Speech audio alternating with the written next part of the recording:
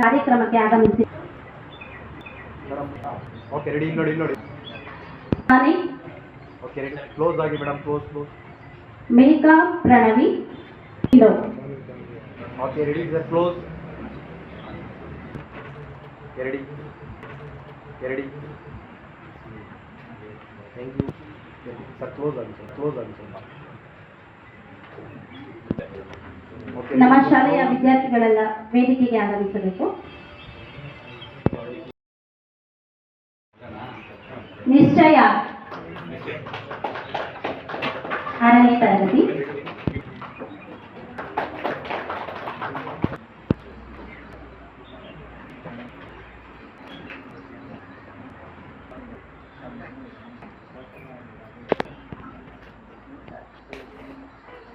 ಸಿದ್ರಾಜ್ Dattatreya.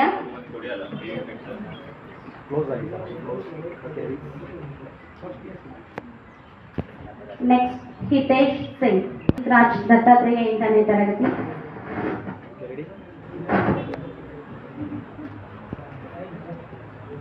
Next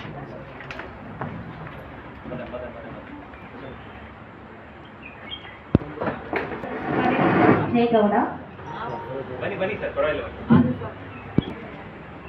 next Dushyanth ಕೆಮ್ಮಿ. Okay ready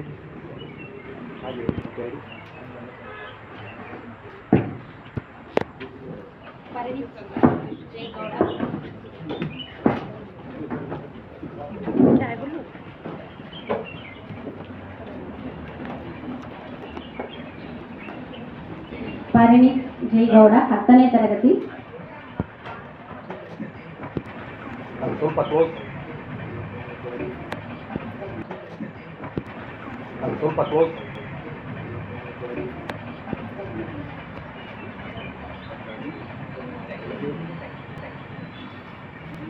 Dushyant M. So ಈಗಾಗಲೇ ಮಾತನಾಡಬೇಕು ಕೂಡ ತುಂಬಾ ಡೀಟೇಲ್ ಹೇಳಿದ್ದಾರೆ. ನಾನು ಆಗಿದಾಗ ಎಲ್ಲ ಕೂಡ ಏನಿರುತ್ತೆ ಅಂದ್ರೆ ನಮ್ಮ ಮಕ್ಕಳು ಹೋಗ್ಬೇಕು, ವಾಪಸ್ ಬರಬೇಕು, ಅದೆಲ್ಲ ಕೂಡ ಸಿದ್ಧೇ ಇರುತ್ತೆ. ಆದರೆ ಎಲ್ಲದಕ್ಕಿಂತ ಯಾಕೆಂದ್ರೆ ನಮ್ಮ ಮಕ್ಕಳು ಏನು ನಮ್ಮ ಎಜುಕೇಶನ್ ಸಿಸ್ಟಮ್ ಎಲ್ಲ ಗೊತ್ತು. ಸೊ ಇಯರ್ ಅದಕ್ಕೊಂದು ಸಿಲೆಬಸ್ ಇಡಿ, ನಮ್ಮ ಟೀಚರ್ಸ್ ಮಾಡಿ ನೋಟ್ಸ್ ಕೊಡ್ತಾರೆ. ಸೊ ಇಯರ್ ನಮ್ಮ ಮಗು ಓದುವಂತ ಒಂದು ಎಂಟೈರ್ ಸಿಲೆಬಸ್ ಅವರು ನನ್ನ ಸ್ಟೂಡೆಂಟ್ಸ್ ಏನ್ ಮಾಡ್ತಾರೆ ಅಂದ್ರೆ ಕೇವಲ 3 ತಾಸಲ್ಲಿ ಎಕ್ಸಾಮ್ ಬರೀತಾರೆ. ಬಟ್ ಎಕ್ಸಾಮ್ 1 ಇಯರ್ ಓದಿ 3 ತಾಸು ಮಾತ್ರ ಬರೆಯೋದು. ಓನ್ಲಿ ಎಕ್ಸಾಮಿನೇಷನ್ ರೈಟಿಂಗ್ ಟೈಮ್ ಇದೆ, it is only 3 hours. But ಎಲ್ಲೋ ಒಂದ್ ಕಡೆ ನಾವು 1 ಇಯರ್ ಅಂಕ ಕೊಡೋದು ಬಹಳ ಮುಖ್ಯ. That is not a great thing according to me to score good marks in academics. But at the same time, scoring good marks in real life is more important than the scoring good marks in academics. ನಾವು ಪಠ್ಯದಲ್ಲಿ ಒಳ್ಳೆಯ ಅಂಕ ಗಳಿಸ್ಕೊಳ್ಳೋದಕ್ಕಿಂತ ನಿಜ ಜೀವನದಲ್ಲಿ ಒಳ್ಳೆಯ ಅಂಕ ಗಳಿಸ್ಕೊಳ್ಳೋದಿದೆಯಲ್ಲ ಅದು ಬಹಳ ಮುಖ್ಯ. ನಿಜ ಜೀವನದಲ್ಲಿ ಒಳ್ಳೆಯ ಅಂಕ ಅಂದ್ರೆ ಯಾವುದಂದ್ರೆ ಒಂದು ಸಿಂಪಲ್ಸಿಟಿ ಇರಬೇಕು, ಡಿಸಿಪ್ಲಿನ್ ಇರಬೇಕು, ಮೋರ್ ಇಂಪಾರ್ಟೆಂಟ್ಲಿ ಎಕ್ಸ್ಪೀರಿಯನ್ಸ್ ಇರಬೇಕು. Life is A journey. So ಹಾಗಾಗಿ ಅಂತ ಒಂದು ಅನುಭವಗಳು ನಿಜ ಜೀವನದಲ್ಲಿ ಒಳ್ಳೆ ಅಂಕ ಅಂದ್ರೆ ಯಾವುದಂದ್ರೆ ಒಂದು ಸಿಂಪಲ್ಸಿಟಿ ಇರಬೇಕು, ಡಿಸಿಪ್ಲಿನ್ ಇರಬೇಕು, ಮೋರ್ ಇಂಪಾರ್ಟೆಂಟ್ಲಿ ಎಕ್ಸ್ಪೀರಿಯನ್ಸ್ ಇರಬೇಕು. Life is A journey. So ಹಾಗಾಗಿ ಅಂತ ಒಂದು ಅನುಭವ ಗಳಿಸ್ಕೊಳ್ಳೋದಿದೆಯಲ್ಲ ಅದು ಬಹಳ ಮುಖ್ಯ. ಸೊ ಹಾಗಾಗಿ ನಮ್ಮ ಶಿಕ್ಷಣದ ಜೊತೆಗೆ ಇಂಥ ಒಂದು ಪ್ರವಾಸದ ಮೂಲಕ ಬದುಕಿಗೆ ಬಹಳಷ್ಟು ಬೆಲೆ ಕಟ್ಟಲಾಗದಂತ, ಇಟ್ ಈಸ್ ಕಂಪ್ಲೀಟ್ಲಿ ಅದನ್ನ ಇಟ್ಸ್ ನಾಟ್ ಮೆಜರಬಲ್ ಅಂತ ಒಂದು ಬೆಲೆ ಕಟ್ಟಲಾಗದಂತ ಅನುಭವನ ಪಡೀಲಿಕ್ಕೆ ಮಕ್ಕಳು ಹೋಗ್ತಾ ಇರೋಂಥದ್ದು. ಬಟ್ ಅದಕ್ಕೆಲ್ಲ ನೀವು ತಂದೆ ತಾಯಿಗಳು ಸಹಕರಿಸಿದ್ದೀರಾ, ಅದು ಬಹಳ ಮುಖ್ಯ. ಯಾಕೆಂದ್ರೆ ನಾವೇ ಎಜುಕೇಶನ್ ಮಾಡಬೇಕಾದ್ರೆ ಇಂಥ ಅವಕಾಶಗಳು ಯಾರಿಗೂ ಇಲ್ಲ.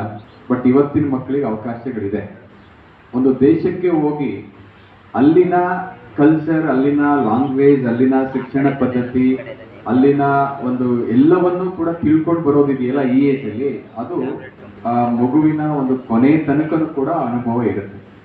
ಅದರಲ್ಲಿ ಇಂಥ ಒಂದು ವಿಸಿಟ್ ಏನಿದೆ, ಒಂದು ಶೈಕ್ಷಣಿಕವಾಗಿರ್ತಕ್ಕಂಥ ಪ್ರವಾಸ ಏನಿದೆ, ಇಟ್ ಇಸ್ ಆಲ್ ವಿನಿಮಯ, ಎಕ್ಸ್ಚೇಂಜ್ ಆಫ್ ಕಲ್ಚರ್ ಈವೆಂಟ್ ಅಲ್ಲಿ ತಿಳ್ಕೊಳ್ಳೋ ಅಂಥದ್ದು, ಅಲ್ಲಿ ಭಾಷೆ ಬಗ್ಗೆ ತಿಳ್ಕೊಳ್ಳೋ ಅಂಥದ್ದು, ಇವೆಲ್ಲವಕ್ಕೂ ಕೂಡ ಅವಕಾಶಗಳು ಈ ಅವಧಿನಲ್ಲಿ ಸಿಗ್ತಾ ಇರೋದ್ರಿಂದ ಅದು ಒಳ್ಳೆಯದು. ಹಾಗಾಗಿ those who are selected for the Japan visit, you are all luckiest people.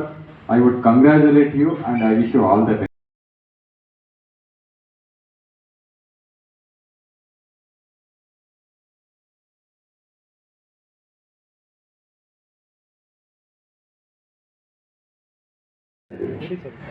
ಯಾಕೆಂದರೆ ಅಲ್ಲಿನ ಎಜುಕೇಷನ್ ಸಿಸ್ಟಮ್ ಆಗಿರ್ಬೋದು, ಮತ್ತು ಅಲ್ಲಿನ ಟೆಕ್ನಾಲಜಿ ಆಗಿರ್ಬೋದು, ಅಲ್ಲಿನ ಕಲ್ಚರ್ ಆಗಿರ್ಬೋದು, ಹಾಗೂ ನಮ್ಮ ಕಲ್ಚರ್ ಕೂಡ ಅವ್ರಿಗೆ ನಾವು ಹೇಳ್ಕೊಡಕ್ಕಂಥ ಒಂದು ಅವಕಾಶ ಸಿಗುತ್ತೆ ನಮಗೆ. ಇದು 10 ದಿನಗಳ ಕಾರ್ಯಕ್ರಮ ಇರುತ್ತೆ. ಜಪಾನ್ನಲ್ಲಿ ಇರ್ತಕ್ಕಂಥ ಇಥಾಮಿ ನಗರದಲ್ಲಿ, ಇಥಾಮಿ ಮುನ್ಸಿಪಲ್ ಸ್ಕೂಲ್ನಲ್ಲಿ ನಮ್ಮ ಶಾಲೆಯ ಮಕ್ಕಳು 10 ದಿನಗಳ ಕಾಲ ಜಪಾನಿನ ವಿನಿಮಯ ಕಾರ್ಯಕ್ರಮಕ್ಕೆ ಪಾಲ್ಗೊಳ್ತಾರೆ.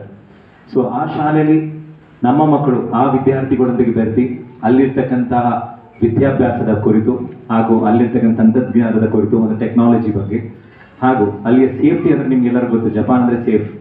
ಸೊ ಅಲ್ಲಿ ಸೇಫ್ಟಿ ಹೇಗಿದೆ ಮತ್ತು ಅವ್ರ ಕಲ್ಚರ್ ಹೇಗೆ ಅವ್ರನ್ನ ಕಲ್ಚರ್ನ ರೂಢಿಸ್ಕೊಳ್ತಾ ಇದ್ದಾರೆ. ಮತ್ತು ಎಲ್ಲ ಕಡೆ ನಾವು ಓದಿದ್ದೀವಿ, ಅತಿ ಹೆಚ್ಚು ವೃದ್ಧರು ಅಂದರೆ ವಯೋವೃದ್ಧರು ಇರ್ತಕ್ಕಂಥ ಪ್ರದೇಶ ಅಂದರೆ ಜಪಾನ್. ಯಾಕೆ ಅಲ್ಲಿ ಎಷ್ಟು ಏಜ್ ಲಿಮಿಟ್ 100ರಿಂದ ಜಾಸ್ತಿ ಜನ ತುಂಬ ಅಲ್ಲಿ ಬದುಕಿದ್ದಾರೆ? ಯಾಕೆಂದ್ರೆ ಅವ್ರು ತಗೊಳ್ತಕ್ಕಂಥ ಆಹಾರ ಪದ್ಧತಿ. ಸೊ ಇವೆಲ್ಲವನ್ನು ಕೂಡ ನಾವು ನಮ್ಮ ಮಕ್ಕಳಿಗೆ ಹೇಳ್ಕೊಡೋಕ್ಕೆ ಒಂದು ಅವಕಾಶ ಸಿಗುತ್ತೆ. ಸೊ 3 ದಿನಗಳ ಕಾಲ ಮಟ್ಟಿಗೆ ಶಾಲೆಯಲ್ಲೇ ಇರ್ತಾರೆ ನಮ್ಮ ಮಕ್ಕಳು. 3 ದಿನ ಆದ ನಂತರ ಅಲ್ಲಿರ್ತಕ್ಕಂಥ ಶೈಕ್ಷಣಿಕ ಪ್ರವಾಸಕ್ಕೆ ನಾವು ಕರ್ಕೊಂಡು ಹೋಗ್ತೀವಿ. ಎಕ್ಸಾಂಪಲ್ ಲೈಕ್ ಹಿರೋಶಿಮಾ, ನಿಮ್ಮೆಲ್ಲರಿಗೂ ಗೊತ್ತಿದೆ 1945ರಲ್ಲಿ ಏನಾಯಿತು ಅಂತ. ಸೊ ಆ ಪ್ರದೇಶ ಇವಾಗ ಹೇಗಿದೆ, ಸೊ ಆಟೋಬಾಂಬ್ ಹಾಕಿದಾಗ ಆ ಪ್ರದೇಶ ಹೇಗಿತ್ತು ಮತ್ತು ಈಗ ಹೇಗಿದೆ ಅನ್ನೋದಕ್ಕೋಸ್ಕರ ಅಲ್ಲಿ ಕರ್ಕೊಂಡು ಹೋಗ್ತೀವಿ. ಸುಮಾರು 600 ಕಿಲೋಮೀಟರ್ ದೂರ ಇದೆ ನಾವಿರ್ತಕ್ಕಂಥ ಪ್ರದೇಶ ಅಂದರೆ ಇಥಾಮಿಗೂ ಮತ್ತು ಹಿರೋಶಿಮಾಗೂ.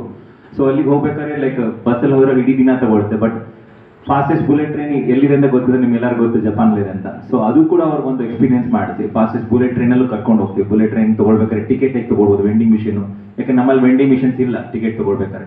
ಸೊ ಅದೆಲ್ಲ ಮಿಷಿನ್ಸ್ ಮೇಲೆ ಅವಲಂಬಿತವಾಗಿದ್ದಾರೆ. ಸೊ ಹಾಗೆ ವೆಂಡಿಂಗ್ ಮಿಷಿನ್ ಯೂಸ್ ಮಾಡೋದು ಹೇಗೆ, ಟಿಕೆಟ್ಗಳು ತೊಗೊಳ್ಳೋದು ಹೇಗೆ, ಮತ್ತು ಶಿಂಕಾನ್ಸೆನ್ ಯಾಕೆ ಅಷ್ಟು ಫಾಸ್ಟಾಗಿ ಹೋಗುತ್ತೆ ಮತ್ತು ಎಷ್ಟು ಕಿಲೋಮೀಟರ್ ಹೋಗುತ್ತೆ, ಸೊ ಯಾವ ಟೆಕ್ನಾಲಜಿ ಉಪಯೋಗಿಸಿದ್ದಾರೆ. ಸೊ ಇವೆಲ್ಲವನ್ನೂ ಕೂಡ ನಾವು ಒಂದೊಂದಾಗಿ ಕಲ್ತ್ಕೊಂಡ ಹೋಗ್ತೀವಿ.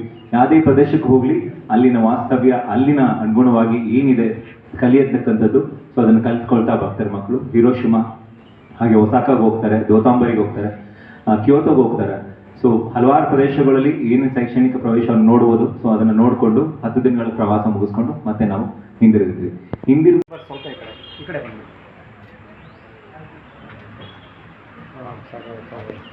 ಮೇಡಮ್ ನೀವು ಪಕ್ಕ ನೀವು ಇವ್ರನ್ನ ಸ್ವಲ್ಪ ಹಿಂದೆ ಸ್ವಲ್ಪ ಹಿಂಗೆ ಕ್ರಾಸ್ ಆಗಿ ಸರ್, ಇನ್ನು ಸ್ವಲ್ಪ ಕ್ರಾಸ್ ಆಗಿ ಸರ್. ಹಾಂ ಮೇಡಮ್ ನೀವು ಇನ್ನು ಸ್ವಲ್ಪ ಕ್ಲೋಸ್ ಆಗಿ ಮಕ್ಕಳನ್ನ ಹತ್ರ ಆಗುತ್ತೆ. ಹಾಂ ಸರ್ ಸ್ವಲ್ಪ ಹಿಂಗೆ ಕ್ರಾಸ್ ಆಗಿ ಸರ್, ಕ್ರಾಸ್ ಹಾಂ ಓಕೆ ಸರ್, ಸ್ವಲ್ಪ ಹಿಂಗೆ ಕ್ರಾಸ್ ಆಗಿ ಸರ್, ಕ್ರಾಸ್ ಹಾಂ ಓಕೆ.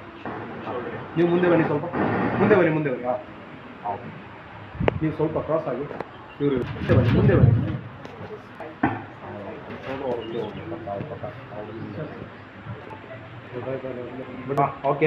Okay okay fine. ಹಾಗೆ